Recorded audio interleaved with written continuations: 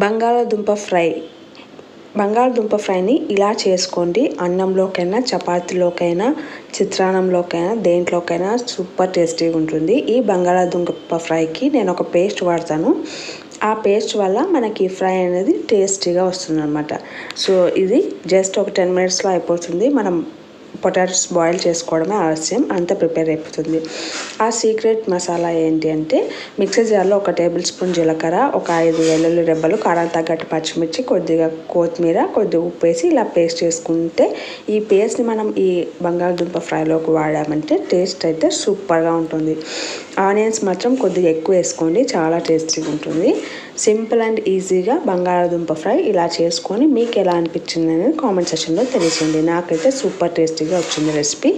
మీకు నా వీడియోస్ నచ్చినట్లయితే please like, share and subscribe to my channel రాఘల్ Deepthi allrounder. Thank you so much for watching this video. Have a nice day.